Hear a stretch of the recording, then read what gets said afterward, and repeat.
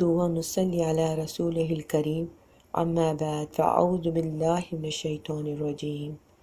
بسم اللہ الرحمن الرحیم۔ سورہ البقرہ،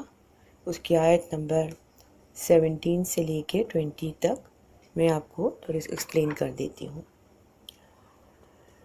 اس میں ان آیات میں اللہ سبحانہ تعالیٰ نے مثالوں سے منافقت کو سمجھایا ہے، کیونکہ مثال سے نہ بات جلدی سمجھ میں آتی ہے، اور قرآن میں جگہ جگہ مثالیں دی گئی ہیں مختلف چیزوں کی، لیکن مثالیں بھی عقل والے سمجھتے ہیں۔ یہاں منافقین کی جو مثال دی گئی ہے، میں نے آپ کو پہلے بتایا تھا کہ منافقت دو طرح کی، ایک اعتقادی اور دوسری عملی۔ اعتقادی وہ ہوتی ہے جو ان کے دل میں ہوتی ہے، عملی جو ان کے عمل سے ظاہر ہوتی ہے۔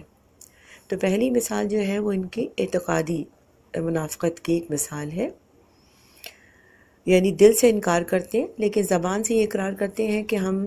مسلمان ہیں، ہم مومن ہیں، کیونکہ دنیاوی فائدے کے لیے وہ اپنے زبان سے اقرار کرتے ہیں، لیکن دل میں وہ ایک پکے کافر ہیں۔ اس کے بارے میں ایک حدیث ہے کہ حضرت عبداللہ بن مسعود اور دیگر صحابہ نے روایت کیا ہے کہ نبی صلی اللہ علیہ وسلم جب مدینہ شریف تشریف لائے تو کچھ لوگ مسلمان ہو گئے، لیکن پھر جلد ہی منافق ہو گئے۔ ان کی مثال اس شخص کی سی ہے جو اندھیرے میں تھا، اس نے آگ جلائی، پورا اندھیرا، ماحول بالکل اندھیرا تھا، پھر اس نے آگ جلائی، جب روشنی ہوئی، ماحول روشن ہو گیا تو صحیح مفید نقصان سب چیزیں واضح ہونے لگی،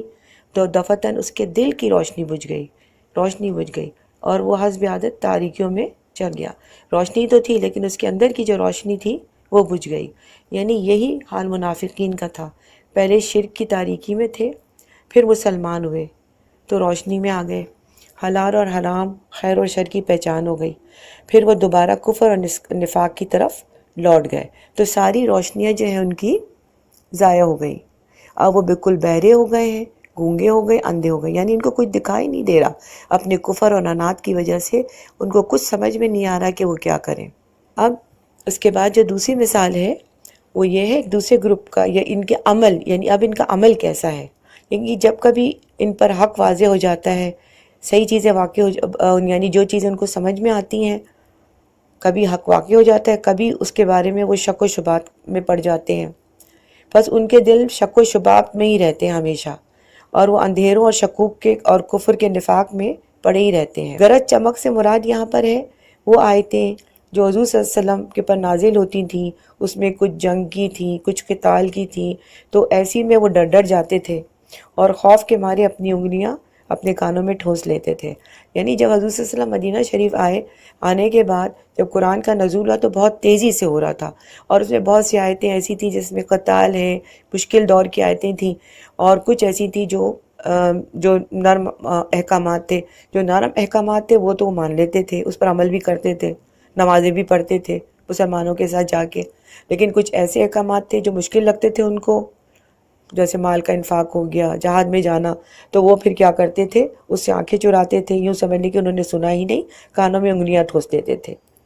لیکن یہ تدبیریں اور یہ خوف اور دہشت انہیں اللہ کی گرفت سے نہیں بچائے گا، کیونکہ وہ اللہ کے گھیرے سے نہیں نکل سکتے،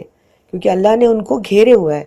کبھی حق کی کرنیں ان پر پڑتی ہیں تو حق کی طرف جھک جاتے ہیں، پھر جب اسلام میں مشکلات کا مسلمانوں پہ دور آتا ہے تو پھر ادھر ادھر پھرتے رہتے ہیں، کھڑے ہو جاتے ہیں اپنی جگہ پہ۔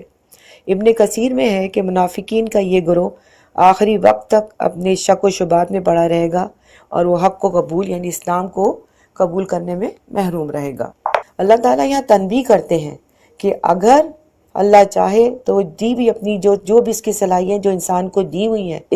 جتنی بھی صلاحیتیں ہیں وہ سب کو سلب کر لے، یعنی ان کو ختم کر لیے، اور وہ جب چاہے ایسا کر سکتا ہے۔ اس لیے انسانوں کو اللہ تعالیٰ کی اطاعت کرنی چاہیے، اور کبھی بھی اللہ تعالیٰ کی عذاب سے کبھی بھی بے خوف نہیں ہونا چاہیے، اور ہمیشہ اس سے ڈر کے رہنا چاہیے۔ تو